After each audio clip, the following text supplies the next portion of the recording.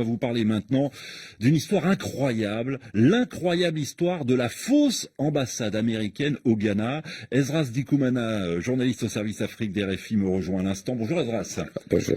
Évidemment, quand on a donné cette information sur l'antenne d'RFI, ça a suscité immédiatement des questions, et il y a de quoi se poser des questions.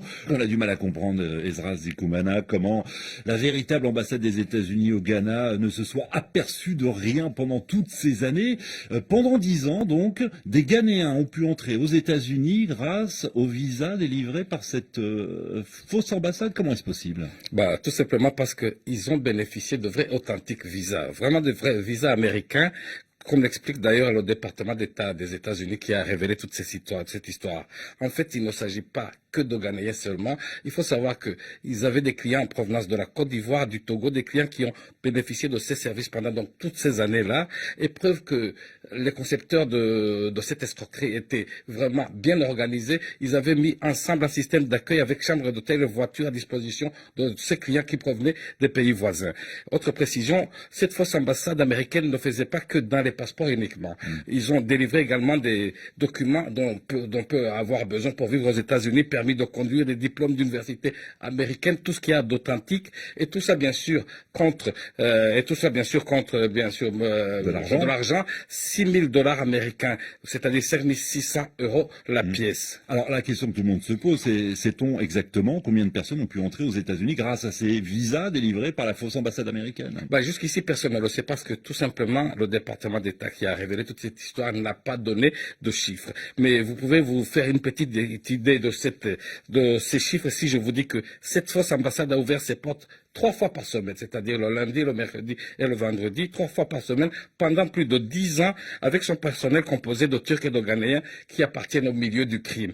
Et donc, oui, parce que ce qu'il faut dire, tout ça a été géré, cette fausse ambassade a été gérée par le réseau criminel, par une mafia de Turcs et de Ghanéens, avec des avocats qui étaient d'ailleurs spécialisés sur les questions d'immigration pour pouvoir délivrer des visas. Oui. Ah oui, et pas seulement que ça, parce que le département de l'État annonce également qu'ils ont bénéficié de complicité au sein de fonctionnaires américains, de l'immigration américaine. Donc c'est ce qui peut expliquer pourquoi leurs clients avaient de vrais visas qui leur ont permis de voyager aux États-Unis sans aucun problème. Alors comment cette ambassade a-t-elle pu fonctionner au nez et à la barbe des autorités américaines pendant 10 ans? D'autant que cette fausse ambassade avait pignon sur rue. Il y avait même le drapeau américain sur la façade des draps.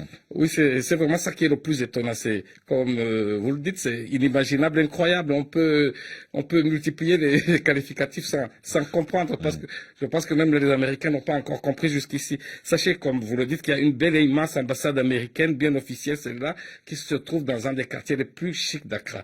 Et il y avait à côté cette autre ambassade dans un quartier populaire, une maison à un étage, une maison rose, un peu délabrée, et il y avait aussi un drapeau américain bien planté, bien visible, qui flottait dans l'air, dans les bureaux, la photo du président Obama.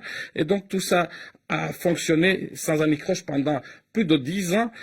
Donc cette fausse ambassade a fonctionné. Et comme le disent certains, eh bien, peut-être que c'est la meilleure manière de cacher un objet, c'est de le mettre bien en vue, ce qui peut expliquer pourquoi c'est passé inaperçu. Donc les questions ne peuvent pas donc manquer. Alors, qui était au courant, par exemple? De quelle complicité ont bénéficié ce groupe au Ghana, de la part de la police ou des autorités ghanéennes? Quel était le niveau de leur complicité américaine? Parce que pour avoir autant de visas pendant autant d'années pour passer inaperçu, c'est difficile à dire, donc on peut multiplier les questions. Mais cela reste une histoire à peine croyable, surtout si on se rappelle qu'on parle ici des États-Unis, c'est la première puissance du monde, qui ont officiellement les meilleurs services de renseignement, qui ont des services d'écoute sophistiqués. Et sachez que c'est le comble de l'ironie. Sachez que malgré toute cette technologie, eh bien, c'est sur simple dénonciation par un homme, bien en chair comme moi et vous, que cette arnaque a été découverte. Oui, et puis au cours de l'enquête, les autorités ghanéennes ont également découvert l'existence d'une fausse ambassade. Exactement. Des Pays-Bas. Des Pays-Bas, exactement. Alors, et ce n'est pas seulement ça, ils ont découvert des passeports et des visas de 10 pays, notamment l'Inde, l'Afrique du Sud, etc. C'est incroyable.